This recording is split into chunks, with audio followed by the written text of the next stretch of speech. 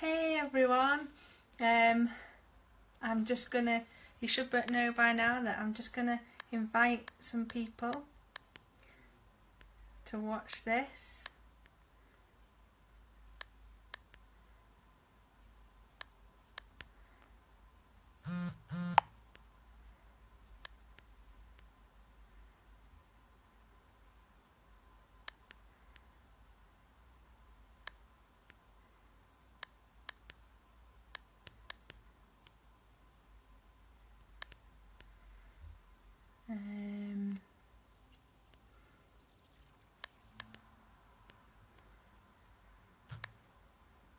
Hey Peyton.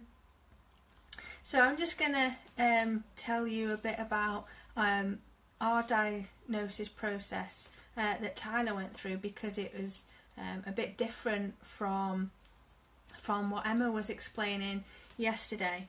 Hey Julie. It took us a while to actually go and say, yes, let's refer him. At first, like I explained in another video, we thought that it was just he'd been put back because of the traumatic experience he's had in the hospital.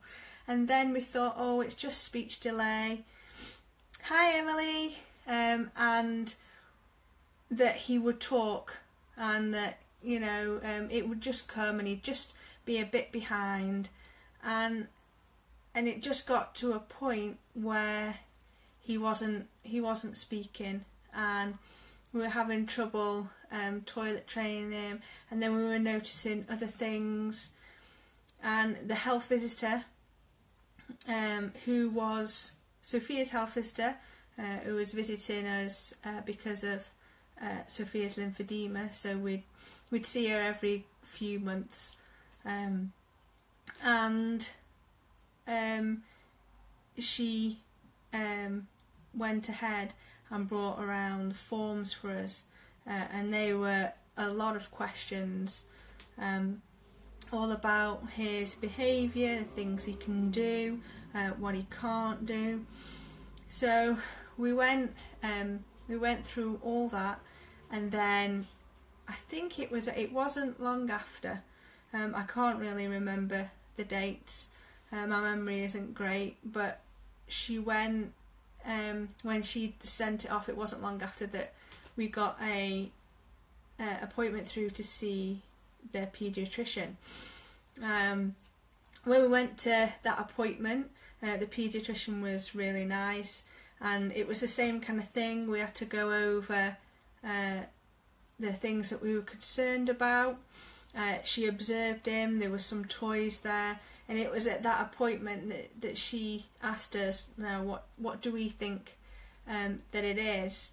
And by then I think I was coming to the realisation that it was autism. I was it's kind of like you have to I don't know what the word is, I've lost the word, where you accept yourself, that your child is different, that there's other things as well that maybe that he will never be able to do. I wasn't sure whether he'd be able to speak properly at this point, and so then she said to us that you know, he has to see a few different people. She referred him onto the autism pathway, and to speech and language. At this, by the time we went for the appointment, Portage didn't do home visits anymore, and we're home educating, so that element wasn't necessary. So it was just the paediatrician and the speech and language therapist. So she said to us at this appointment that this is the steps that need to happen to get a formal diagnosis, but there was no doubt to her that he would get that diagnosis. So it was at that point then that somebody then had said, you know, yes, we really think that this is what it is. I know a lot of people, you can't tell first off, and they need a few people to agree on it, and sometimes those people don't agree, and it's really difficult. So we knew that it wasn't like mild autism. So and then a couple of weeks or months after that, we got his speech and language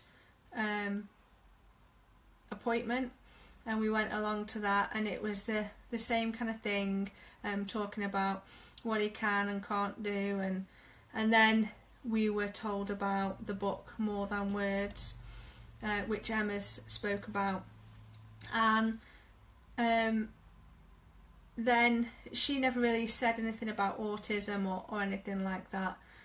He had a couple of speech and language appointments before we had the meeting, which was with the speech and language therapist, and then the paediatrician had been changed, so it was with a new paediatrician, but it was just them two that made the decision, and this was just a couple of weeks ago we had this appointment. So we were in there, and it was very different to Emma's experience, because they were in there, but they didn't really give their reports or anything like that. It was just the paediatrician. She said, we've discussed it, and we can see that he is ASD, that's the diagnosis basically, and then the speech and language therapist asked me how I felt about it, and really I wasn't like how I thought I'd be, because I'd already been through the acceptance stage by that point. In the middle of it, we'd also had to fill out a DLA form, which you have to write down again everything that they can't do, what help they need, that's extra, that's more than somebody that of their age, and that was really difficult. So I'd already been through all those kind of emotions and the depression about it, and so by the time they actually said yes, it's autism, I'd already accepted it. So it wasn't a bad experience for me when they confirmed it. They gave us lots of leaflets, and here's some of them. That's the wrong way around. I know these are back to front, I apologise. They give us a pack, ASD information packed in a brown envelope, and some courses that we could go on. But of course, Tyler is almost 5, so these courses are for under 5s. So we only have 1 month to book in and get on them, and they're like this week. But last week, obviously, he was in hospital, so we haven't got to do those particular courses.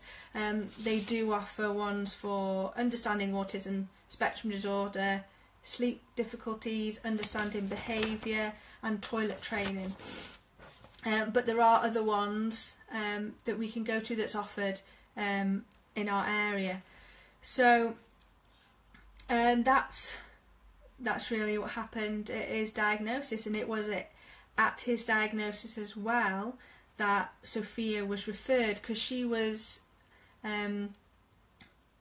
rejected for the speech and language when she was referred after her 2-year check, because apparently she didn't meet the criteria, but she was 2 years old and she couldn't speak. But they only do it from 2.5 apparently. So the speech and language therapist has obviously seen Sophia, and Sophia, we've been through the first part where the health visitors come, and we've written out all the forms. We're now awaiting an appointment with the paediatrician, and she has now been also re-referred through the speech therapist for for the speech and language. So that's where we're up to now, and as far as the future is concerned, they're both home educated.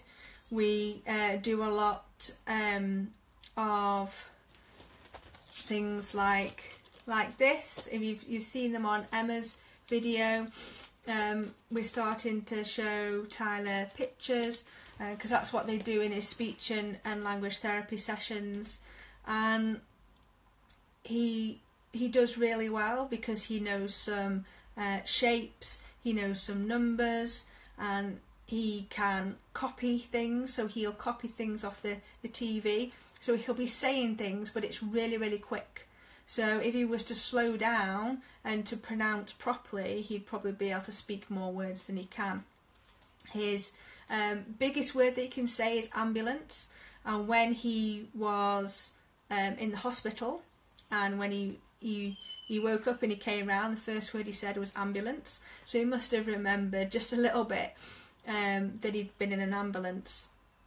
Other things that we can do is he's on a gluten-free diet at the moment, as is Sophia, and we try and make sure that they have all the vitamins that their body needs, that they're not deficient in anything. We still don't know everything about that, but there are links to gut problems which Tyler had when he was younger. So we're just putting all these things into place within our home, within their diet, taking him out to different places. I did have a leaflet. I don't think it's here. There's things like these. If you can see, it's for ADHD Lancashire, it's called, but it's a play, it's a soft play. So things like that, they offer quite a lot of different activities, as well as Spectrum and Me offer a lot of activities as well. And this is just an hour, or it's an hour and a half set aside every second Wednesday of the month. So there's lots of things that we can do just to help him, and help him make things easier for him, because he'll still learn. I was just reading before in the More Than Words book, autistic children still learn things, but they learn differently to just to other children. So, you know, he's speaking, he's saying words, he's communicating, but it may not be as well as anybody the same age as him, but he will get there, and we just have to work a little bit harder every day with him, with his speech and his communication, and with his sensory issues as well. That's something that we need to look more into now, and we can, because we get DLA for him, we're able to get those things that he needs, that'll help him with his sensory, like a ball pit. He likes to crash on things and hit things, so when you throw him into a ball pit, he loves that. So that's it really. I'm sure there's a lot more, but that's just a little bit about our diagnosis story and where we're gonna go from here. And with Sophia, we're just stepping onto that journey. I think it'll be a little bit harder with her, because I didn't realise that there was a possibility that she would have autism too. So we'll just see how that goes, and maybe this time next year I'll be sharing her story. So thank you everyone who's taken part in the event, and we'll be looking forward to Peyton doing her Brave the Shave, I think soon. I'm not quite sure what time she's doing that. Please help us fill up the raffle so that we can do the raffle later on as well. I'll be closing the event later on, so I will speak to you all later. It's a lovely day outside, so I hope it's sunny wherever you are, and have a great Sunday afternoon. Bye.